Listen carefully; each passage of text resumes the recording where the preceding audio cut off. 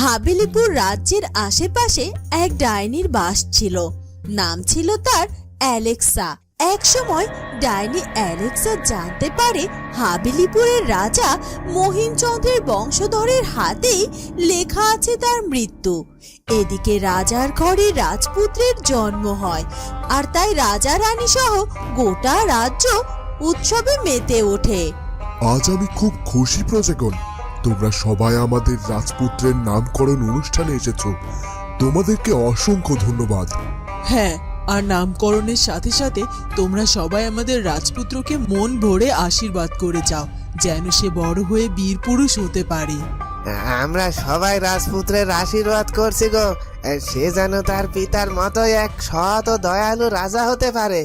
তখনই জোড়ো হাওয়ার প্রবল বাতাসকে সাথে করে ডাইনি অ্যালেক্সা সেখানে এসে উপস্থিত হয়। এ কি? কে তুমি? কি চাই এখানে? আমাকে চিনলি না তুই? আমি হলাম ডাইনি অ্যালেক্সা। আমি তোর রাজ্যে বসবাস করি। তুই তোর রাজপুত্রের নামকরণ অনুষ্ঠানে গোটা রাজ্যকে আমন্ত্রণ করলেও আমাকে আমন্ত্রণ করিসনি। তাই তো আমি নিজে চলে এলাম তোর রাজপুত্রকে আশীর্বাদ করতে। না না, আমার রাজপুত্রের কোনো ডাইনির আশীর্বাদের প্রয়োজন নেই, তুমি এখন আসতে পারো। সে কথা বললে কি আর হয়? এসেই যখন পড়েছি তবে তো আমি রাজপুত্রকে আশীর্বাদ করেই যাব। ডাইনি অ্যালেক্সা রাজপুত্রকে আশীর্বাদ করার নামে তার জাদু শক্তির বলে রাজপুত্রের প্রাণ কেড়ে নেয় এবং তারপর সে সেখান থেকে চলে যায়। রাজপুত্রের এমন অনাকাঙ্ক্ষিত মৃত্যুতে পুরো রাজ্যে শোক নেমে আসে। এরপর কেটে যায় বেশ কিছু বছর। তারপর আবারও রানী মা হয় এবং এক রাজপুত্রের জন্ম দেয়। ওই রাজা রানীর তো দেখি তোর মোটেই সইছে না। এক রাজপুত্রের মৃত্যু হয়েছে বলে আরেক রাজপুত্রের জন্ম দিয়েছে, কিন্তু ওরা তো জানে না ওরা যতবারই রাজপুত্রের জন্ম দিক না কেন আমি ততবারই ওদের রাজপুত্রের প্রাণ বিনাশ করব। এরপর ডাইনি আবারও সেই নতুন রাজপুত্রের নামকরণের অনুষ্ঠানে গিয়ে তারও প্রাণ কেড়ে নেয়। এভাবে পরপর 7টি রাজপুত্রকে হত্যা করে গোটা রাজ্যে ডাইনি অ্যালেক্সাকে নিয়ে আতঙ্ক ছড়িয়ে পড়ে।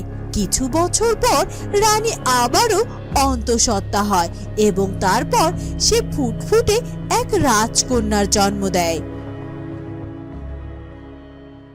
মহারাজ, দয়া করে এবার আপনি আর ঘটা করে আমাদের রাজকন্যার নামকরণের অনুষ্ঠান করতে যাবেন না। প্রতিবার নামকরণ অনুষ্ঠানে ওই ডাইনি অ্যালেক্সা এসে আমাদের সন্তানকে হত্যা করে, আর এবার আর আমি চাই না কেউ আমাদের রাজকন্যার জন্মের বিষয়ে কিছু জানুক। ঠিক আছে রানী, তুমি যা বললে তাই হবে। আমি আমাদের রাজকন্যার জন্মের বিষয়ে কাউকে কিছু জানতে দেব না। তখনই ঝোড়ো হাওয়াকে সাথে করে ডাইনি অ্যালেক্সা আবারও এসে হাজির হয়। তোরা কি ভেবেছিস তোরা তোদের রাজপুত্রের নামকরণ অনুষ্ঠান না করলে আমি বুঝি জানতে পারবো না? কিন্তু আমি তো জেনে গিয়েছি, এখন চলেও এসেছি। এবার কি করবি তোরা? দেখো ডাইনি অ্যালেক্সা, তুমি বারবার কেন আমাদের সন্তানদেরকে হত্যা করছো? তার কারণটা তো অন্তত আমাদেরকে বলো। আমি তোদের রাজপুত্রকে হত্যা করছি কারণ তোদের রাজপুত্রকে হত্যা না করলে যে আমাকে তাদের হাতে মরতে হবে। তাই আমি তোদের রাজপুত্রদেরকে কিছুতেই বেঁচে থাকতে দেব না। তারা জন্ম নেওয়ার সাথে সাথে আমি তাদেরকে হত্যা করে ফেলবো, যেন তারা বড় হয়ে আমার কোনো ক্ষতি না করতে পারে। ও আচ্ছা, তবে তুমি এবার তাহলে কাউকে হত্যা করতে পারবে না ডাইনি অ্যালেক্সা, কারণ এবার আমার ঘরে কোনো রাজপুত্র নয়, বরং রাজকন্যার জন্ম হয়েছে। এবার রাজকন্যার জন্ম হয়েছে তোর ঘরে, কই দেখি। এ কথা বলে ডাইনি অ্যালেক্সা রাজকন্যার মুখ দেখতে যায় এবং রাজকন্যার মায়াবী চেহারা দেখে ডাইনির মনটা খানিকটা গলে যায়। এবারে যেহেতু তোদের ঘরে কোনো রাজপুত্রের জন্ম হয়নি, এক রাজকন্যার জন্ম হয়েছে, তবে ওকে আর আমি অযথা মেরে ফেলবো না। এই রাজকন্যার আর কি সাধ্যি যে সে আমায় হত্যা করবে, তাই ওর প্রাণটা আমি বাঁচিয়ে দিলাম। তোমাকে অসংখ্য ধন্যবাদ ডাইনি অ্যালেক্সা, আমাদের রাজকন্যার প্রাণ ভিক্ষা দেওয়ার জন্য। তবে একটা কথা, এই রাজকন্যার নাম হবে মারিয়ানা, আর মারিয়ানার মুখ দেখে আশীর্বাদ স্বরূপ আমি এই চুলের কাঁটাটি উপহার দিয়ে যেতে চাই। এ তো বেশ ভালো কথা রানী। নাও, এই চুলের কাঁটাটি রেখে দাও। না না, রানী এটা রাখবে না।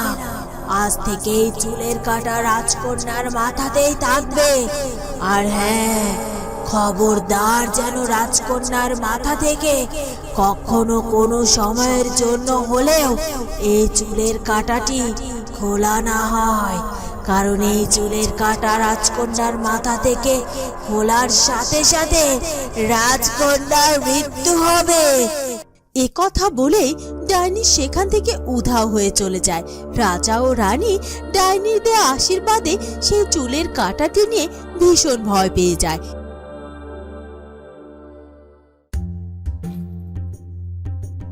রাজকন্যা মারিয়ানা বড় হয়ে যায় এবং তাকেও বুঝিয়ে দেওয়া হয় যে সে কোনোদিনও তার চুলের খোপা থেকে সেই কাঁটাটি খুলতে পারবে না। দাসী, আমার চুলটা এবার অন্যভাবে বেঁধে দাও না। সব সময় এই খোপা করে রাখতে কি আর ভালো লাগে বলো? না না রাজকন্যা, খোপা না করলে চুলের কাঁটাটি চুলে আটকাবে না তো, তখন পড়ে যাবে তো।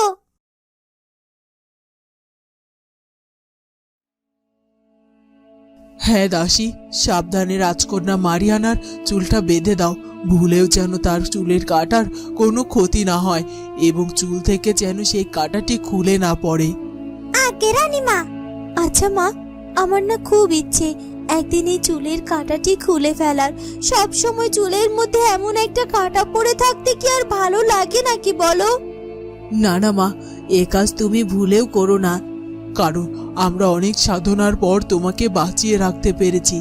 এই চুলের কাঁটাটা খুলে ফেললে যে আমাদের সব সাধনায় জলে যাবে মা। ওই ডাইনির অভিশাপে তোমার বাকি দাদাদের মতো তোমাকেও আমরা হারিয়ে ফেলবো। রাজকন্যা মারিয়ার ইচ্ছে না থাকা সত্ত্বেও তাকে সব সময় সেই চুলের কাঁটাটি মাথায় পরে থাকতে হতো এবং চুলের কাঁটাকে সব সময় সাথে করে রাজকন্যা মারিয়ানার জীবন যাপন করতে হতো। একদিন এক রাজপুত্র মারিয়ানার সাথে দেখা করতে আসে। মারিয়ানা, সে কখন থেকে আমি তোমার সাথে কথা বলছি, কিন্তু আমি লক্ষ্য করে দেখলাম যে সব কিছুর মাঝেও কেন যেন তোমার মনটা সবসময় উদাস হয়ে আছে। তোমার কি কিছু হয়েছে? না না, তেমন কিছু হয়নি রাজপুত্র। মারিয়ানা, তুমি আমায় সব কিছু খুলে বলো। আজ বাদে কাল তোমার সাথে আমার বিবাহ হতে চলেছে, আর তাই আমি তোমার মনের সব দুঃখকে ভাগাভাগি করে নিতে চাই। তোমার যদি কোনো কিছু নিয়ে মন খারাপ থেকে থাকে, তুমি আমায় সেটা খুলে বলো। আমি চেষ্টা করব তোমার মন ভালো করার। এরপর রাজকন্যা মারিয়ানা সেই রাজপুত্রকে ডাইনির দেওয়া চুলের কাটার ব্যাপারে সব কথা খুলে বলে। এই ব্যাপার, ধ্যাট, এসব আজগবি গল্প। ডাইনি পেতনি বলে কিছু আবার হয় নাকি? যে তোমার এই চুলের কাটাটি দিয়েছে সে নিশ্চয়ই মজা করেছে, আর সেটাকে তুমি বিশ্বাস করে এতদিন বয়ে বেড়াচ্ছ। দাঁড়াও, এক্ষুনি আমি তোমার খোপা থেকে সেই চুলের কাঁটাটা খুলে দিয়ে তোমায় মুক্ত করে দিচ্ছি। না না রাজপুত্র, তার কোনো দরকার নেই। শেষে কি থেকে কি আবার হয়ে যাবে, মা বাবা ভীষণ রাগ করবেন তোমার উপর। রাজপুত্র মারিয়ানার কোনো কথা না শুনে রাজপুত্র সেই কাঁটাটি খুলে ফেলে, আর সঙ্গে সঙ্গে মারিয়ানা সেখানে অজ্ঞান হয়ে পড়ে যায়। রাজা রানী খবর পেয়ে সেখানে ছুটে আসে। এ কি রাজপুত্র, মারিয়ানার খোপার কাটা তোমার হাতে কেন? আর মারিয়ানা এভাবে পড়ে আছে কেন? কি হয়েছে ওর? মহারাজ, মহারাজ, আপনি কেন বুঝতে পারছেন না মারিয়ানা এখানে কেন পড়ে আছে? ওই রাজপুত্র নিশ্চয় কিছু না জেনে বুঝে মারিয়ানার চুলের কাটা খুলে দিয়েছে, আর তাই তো ডাইনির বলা কথা মতো আমাদের মারিয়ানার প্রাণ নাশ হয়েছে। আপনারা মিথ্যাবাদী ডাইনির কথা মতো এসব আজব বিষয় কেন বিশ্বাস করছেন রানীমা? মারিয়ানার কিছু হয়নি, সে ভয়ে আতঙ্কে এখানে অজ্ঞান হয়ে পড়েছে। কিছুক্ষণের মধ্যে সে আবার স্বাভাবিক হয়ে যাবে। তখনই সেখানে সেই ডাইনি অ্যালেক্সা এসে হাজির হয়। কে কে রাজকন্যা মারিয়ানার খোপার কাটা খুললো? কে? এক্ষুনি এক্ষুনি রাজকন্যার মাথায় ওই খোপার কাটাটি পরিয়ে দে বলছি, নইলে যে আমি আর স্থির থাকতে পারছি না। এই ডাইনির কথা মতো রাজকন্যার খোপা থেকে কাটা খোলার সাথে সাথে যদি রাজকন্যার মৃত্যুই হবে, তবে সে কেন আবার রাজকন্যার মাথায় কাটাটি পরিয়ে দিতে বলছে? তার মানে নিশ্চয়ই রাজকন্যার কিছু হয়নি মহারাজ। তখনই রাজকন্যা মারিয়ানার জ্ঞান ফিরে আসে। এ কি? আমার কি হয়েছিল? এ কি? আমার খোপার কাটা রাজপুত্রের হাতে কেন? তার মানে ওই খোপার কাটা খোলার পরেও আমি বেঁচে আছি? হ্যাঁ মারিয়ানা, তোমরা সবাই এতদিন এই ডাইনির মিথ্যে কথাই ভুলেছিলে।